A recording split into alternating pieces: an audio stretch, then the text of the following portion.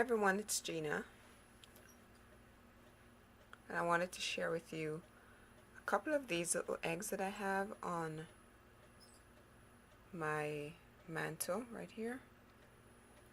This was actually a project I did with my students, my junior high art students, using real eggs. A couple of these aren't real. This one is just there as because I happen to like them, and it was like a Limoges. I'm not sure if you're familiar with Limoges boxes, but this was an egg in the form of a Limoges box. And then this is one that I found at Goodwill, and it's got a nice little Japanese scene on there, and I love Japanese work. So this ceramic with kind of decoupage on there, so I put that one up here as well. But I wanted to share with you the little project I did with my students, and these ones here are actually made with real eggs, and this one as well. This particular one has, I think, about 3,000 tiny little beads on there. Let me explain to you how they're made first using eggs. These are completely clean on the inside, and what the student did was you can see there's a tiny hole here, and there's a little hole right here. This one was accidentally dropped, so there's a little bit of a crack, but a tiny hole is placed on either side, and then it is gently blown so that all of the egg on the inside comes out, and then you're left with just the shell. Okay, so it's washed out and then allowed to dry before the project actually takes place. And each student was given a design sheet to get ideas from, or they could come up with their very own ideas, and I'm going to share those sheets with you in a minute. But like I was saying, this particular one was made with about 3,000 beads. These were actually based on the idea of Faberge eggs, but some students took it to a whole new level, which was fine. I did want them to come up with their own ideas, their own thoughts. But after I showed them a slideshow of different Faberge eggs, they were amazed. So this one has about 3,000 tiny little beads on them. And I'll share with you how the stand was made in a minute as well. This one doesn't have quite as many beads, but there's a lot of paint with little gold beads to simulate gold. And there's one, I think, that's just hanging off right here, so I could just put a dab of glue to keep that on. And then there's this little one, which is supposed to represent a chick hatching, but it has these little diamond looking stones around the necklace to bring in that whole Faberge, feel to it.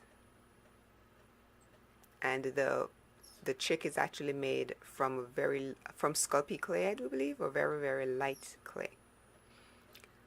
Let's put that back in there. Now this one is made from Sculpey and paint, Sculpey clay and paint. And then the stand is also done with Sculpey clay. Let's put that back on. This is the other one I wanted to share. Again, this is supposed to represent sapphires and diamonds. And then underneath, the white is supposed to represent like one of those white stones. Maybe it's carved from completely white stone. So again, you can see that the hole on the bottom where the egg was blown from, and then I believe the one at the top was camouflaged with a tiny little bead to represent a diamond. So let me explain how the stands were made. Let me take one of these and just set it aside for the moment. The stand is actually two parts. There's this part, which the egg sits in, and this is made from two parts as well that kind of connect right in here. And I'm going to show you the actual paper that I gave to the students to show them what to do. And then this piece here,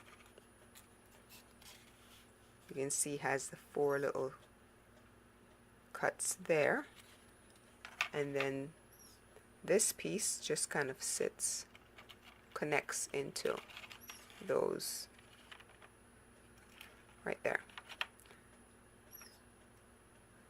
These were in storage for a bit, so some of them are a little warped, but still does its job. And then the egg just sits right there.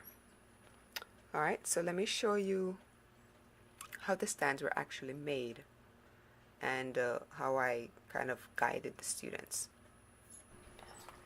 Okay, so what I did was I gave each student one of these sheets. This was just to give them some ideas of what could happen with their design. Each sheet had, I think, six different designs, but they were also allowed to do some research into Faberge eggs to create one of their own if they wanted to, which is what 90% of them did, I believe. And then for those who wanted to just design their own, they were given a blank drawing of the egg, and they could create their design onto that.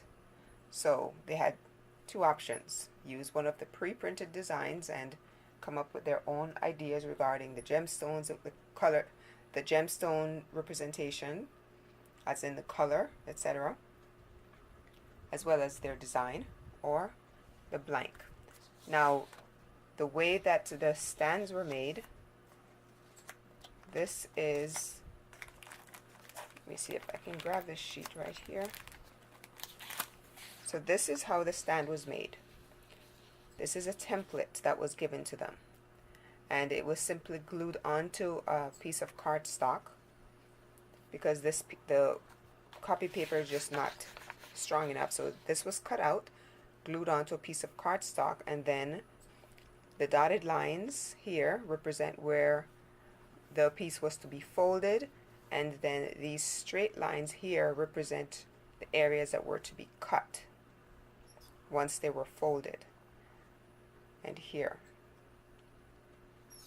so this section here is dotted, that meant needed to be folded, and then it folds around and just glues onto this edge to form the round bottom. And then these pieces are then cut here, and this section, once they're formed, just gets set into here like I showed you in the actual piece. So let me show you that again. Here you have, once these two pieces are glued onto the paper and then folded and cut into at the various spots, you have something that looks like this. Just kind of sets into itself.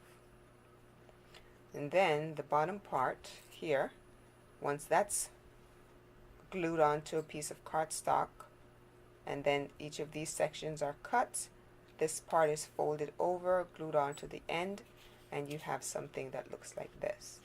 And then to assemble it, you simply take the two pieces and you place into, I'm trying to do this with one hand, and it just simply sets into, like I said, I'm trying to do this with one hand, but I showed you before how it just kind of sets right into here. Okay, there we go. And then you have the area where the egg sits right there. Okay, but they are given a sheet that looks like this, which has all of the instructions. So I'm not actually standing there holding their hand. So they have all of the instructions, shows them exactly how to bend. Once it's glued together, where to cut, and then how they're assembled. The two pieces are assembled to form the stand. So they're given all of the instructions. So here again, and then the last step, how it is assembled. And then the egg, once it's completed, just sets in there like that. So they've got all of the instructions. Now the stand even comes with, they have two options for the stand. They can design their own, like the plane, using the plain sheet, or they can use a pre-printed one, which has quite a few other designs on there. Some students used the plain and then created their own design. Some chose to use a pre-printed one, that way they could add different embellishments onto it as well. So that is how those eggs were done. And what I'm going to do is try to show you a slideshow of a few others which I don't have in my possession.